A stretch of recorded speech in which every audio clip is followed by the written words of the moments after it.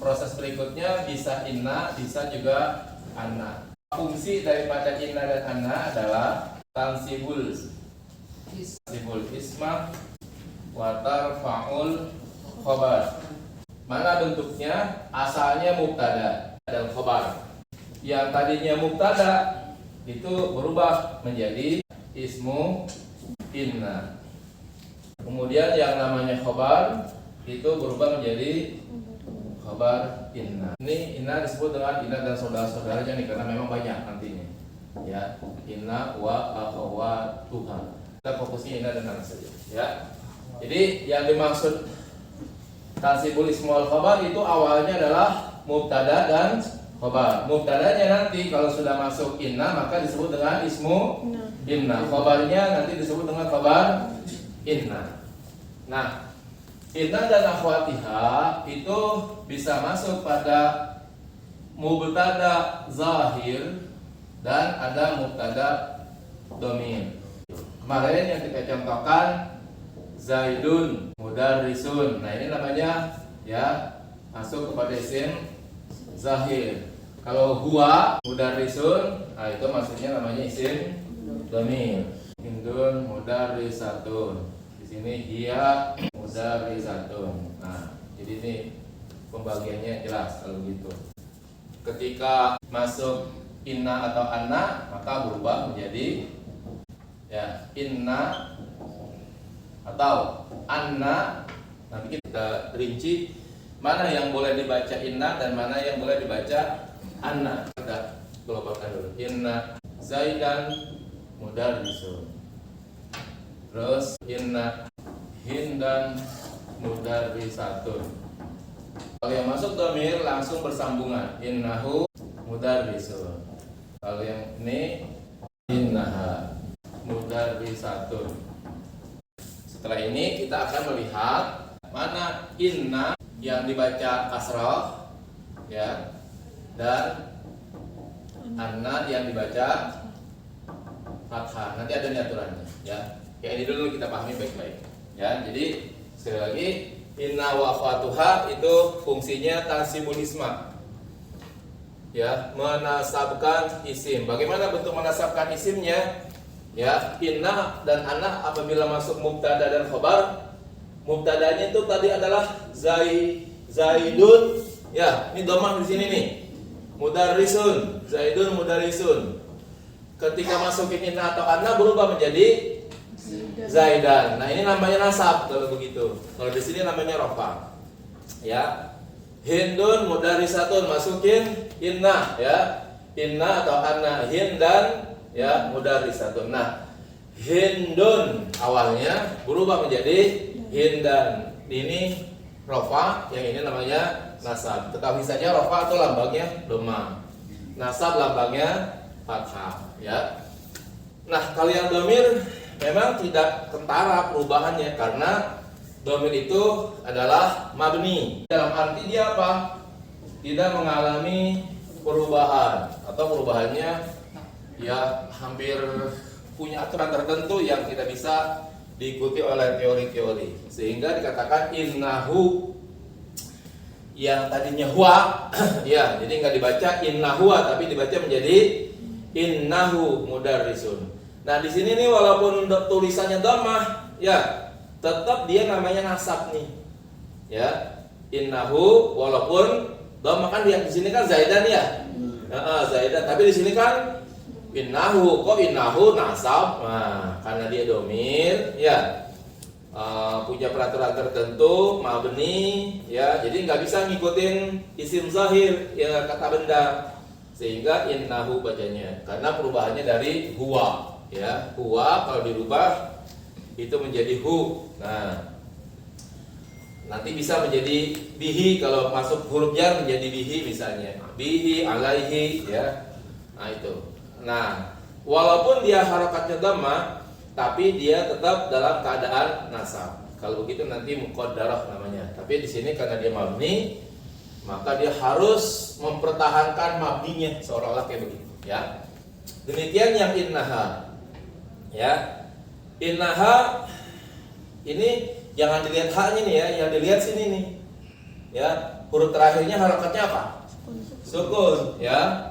Nah, sukun itu kan bukan nasab. Di sini kan tadi teorinya adalah nasab. Ternyata di sini sukun. Nah, karena dia dhamir mabni, maka dia mempertahankan kemabniannya. Dia mabninya atas sukun. Kalau ini mabninya atas dhammah namanya, ya. Kalau mudarisun dan mudarisatунnya sama sesuai dengan aturan karena dia isim zahir atau kata benda. Kalau yang innahu, innaha itu namanya dhamir, ya, atau kata ganti. Oke. Inna dan dhamir, ya. Itu kita perlu perhatikan proses perubahan-perubahannya. Jika inna plus huwa, maka perubahannya menjadi innahu. Kalau plusnya huma menjadi innahuma. Kalau hum menjadi innahum. Nah, ini hampir mendekati kesamaan, ya. Mulai dari dia, maka menjadi apa? Innaha. Ini menjadi innahuma. Hunna menjadi innahunna. Kalau ada khobarnya, berarti di sini misalnya kita katakan sama seperti tadi, innahu mudarrisun. Kalau innahuma menjadi mudarrisani. Kalau innahum mudarrisuna. Innaha mudarrisatun. Innahuma mudarrisatani. Innahunna mudarrisatun. Giliran anta menjadi innaka. Antuma innakuma. Ini yang berubah di sini nih. Antuma. Antum menjadi innakum. Anti innaki. Antuma innakuma. Antunna innakunna. Untuk khobarnya persis sama khobarnya tuh, ya. Jadi anta mudarrisun, antuma mudarrisani, antum mudarrisuna, sama tuh, ya. Anti, ya, menjadi innaki mudarrisatun, ya. Terus antuma mudarrisatani, antunna innakunna mudarrisatun, gitu, ya. Sama nih persis. Giliran ana menjadi ini, ya. Nah, karena anak itu boleh laki boleh perempuan, maka giliran laki dia menjadi mudarrisun, kalau giliran perempuan menjadi mudarrisatun, ya. Nahnu gitu juga, ya. Nahnu menjadi inna. Nah, jamaknya karena dia jamak, ya, maka giliran laki-laki menjadi mudarrisun, giliran perempuan menjadi mudarrisatun. Nah, sekarang yang perlu diperhatikan, ya, bagaimana proses pembacaan inna atau, ya, anna. Yang pertama inna dulu. Kenapa dia dibaca inna, ya? Yang pertama dia dibaca inna jika di permulaan pembicaraan, di permulaan kalam, ibtida namanya. Yang sering kita baca misalnya, ya, inna anzalnahu fi lailatul qadri. Terus inna a'tainakal kautsar. Kenapa dibacanya inna? Ya, karena innanya itu dia berada fil ibtida, permulaan kalam. Permulaan omongan dimulai dengan inna, maka wajib innanya itu dikasrohkan pada hamzahnya, ya. Inna dengan inna kan ada yang bisa berubah jadi inna ini gitu, ada yang ini. Itu gimana Pak kaidahnya, yang satu bisa jadi inna ini, yang satu jadi ini gitu. Biasanya gini, kalau penegasannya menjadi betul-betul ke saya bukan orang lain, seolah-olah kayak gitu, ya, maka biasanya membacanya innani gitu, ya, innani. Dalam Al-Quran Allah menyebut innani anallah, itu berarti tuh Allah lagi negesin banget tuh bahwa saya bukan yang lain, gitu, ya, saya bukan yang lain. Kalau ini saya saja gitu, sesungguhnya saya gitu, ya, sesungguhnya saya gitu. Inna juga begitu juga, innana misalnya, ya. ada seperti itu. Yang kedua itu ba'da ala, setelah kata ala. Ala inna awliya Allahi la khaufun alaihim wa la hum yahzanun. Perhatikan di sini ada kata Allah, ya, ingatlah gitu kira-kira. Nah, apabila setelah Allah lalu diikuti dengan inna, maka huruf hamzah yang ada pada inna tidak boleh dibaca anna. Jadi wajib dibaca inna atau kasrah hamzahnya. Ala inna awliya Allahi khaufun alaihim wa la hum yahzanun. Ingatlah, sesungguhnya wali-wali Allah itu tidak ada rasa takut. Yang kedua contohnya ala innahum humul mufsidun. Ala innahum, di sini bacanya wajib dibaca innahum. Ala innahum humul mufsidun. Ala inna nasrallahi qarib.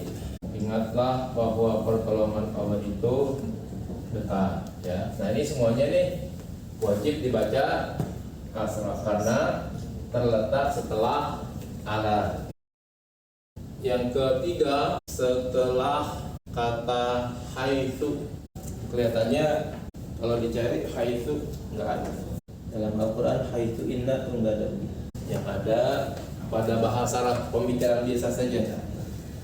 Misalnya kalimat jalastu haitsu inna Zaidan jalisun. Jadi kalau ada bahasa Arab ada haitsu yang artinya di mana, ya. Di mana sesungguhnya Zaid duduk. Nah, kata haitsu apabila kemudian ada inna, maka kata inna wajib dibaca kasrah. Jadi ini kelihatannya yang ini nih saya tidak temukan di dalam Al-Qur'an. Tidak ada ayat yang menggunakan haitsu inna. Dakhaltu al-fasla haitsu inna mudarrisan dakhilun. Ya, saya masuk kelas saat sesungguhnya guru masuk. Ya, nah di sini ada kata-kata haitsu, maka di sini wajib dibaca inna dengan kasrah.